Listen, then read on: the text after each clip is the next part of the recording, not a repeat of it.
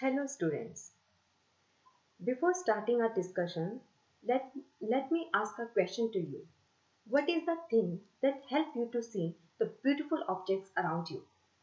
So let us start. Myself Priyanka Sharma, I have done MSc Physics from Miranda House, University of Delhi, and currently I am preparing for the civil service examination. And curiosity and learning are the two sources of motivation behind my teaching. So let us start. Introduction of light. Students, can you notice a bright sunshine among the clouds? Yes, it is light which is coming from the sun.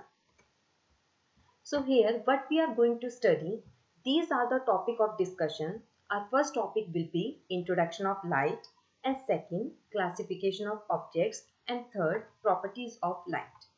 So what is light? There are various forms of energy like mechanical energy, sound energy. So light is also a form of energy that lies in the visible range that can be detected by human eyes and help us to see the different objects around us. In this figure, you can notice there are certain objects which are producing beautiful lights, and there are certain objects which are not producing any kind of light. Hence, we can classify the objects into two categories. Our first category is luminous objects. So, luminous objects are those objects which can produce their own light, like light bulb. And second category is non-luminous objects. So, non-luminous objects are those objects which cannot produce their own light, like car. Let us revise it again. So luminous objects are those objects which can produce their own light, like sun and bulb. And non-luminous objects are those objects which do not produce their own light, like chair, table, pen and moon. Yes, moon is also an example of non-luminous object. And here you can see a book which is not producing any kind of light. So it is a non-luminous object. So let us learn some properties of light. Do you know light always travel in a straight line? Yes, light always follow a straight path with a speed of 3 into 10 raised to power 8 meter per second.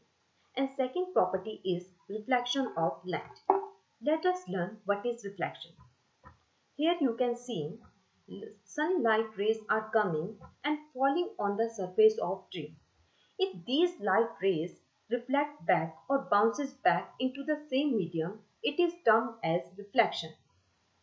So we can say when a ray of light falls on any object, and if light from that object bounces back into the same medium, it is called as reflection.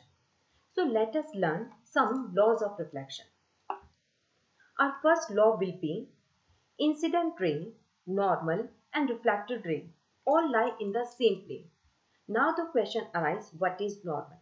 If we draw a perpendicular at the point of incidence of light, it is termed as normal. And incident rays, normal and reflected rays all lie in the same plane.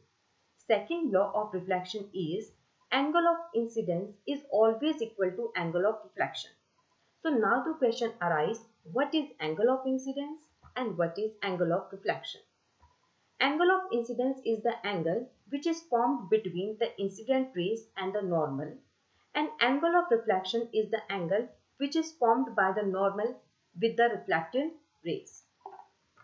So now we will learn how non-luminous objects are visible to us.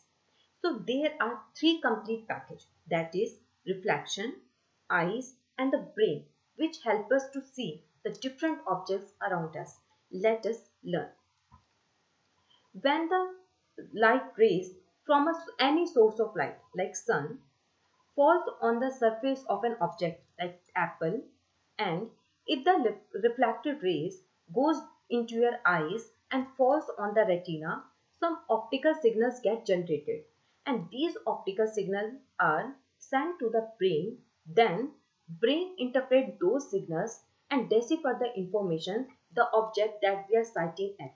Hence we are able to see the beautiful objects. So here you learn there are three complete package you have to need to see an object, that is reflection, eyes and the brain. So hope you students enjoy it very well. Thank you.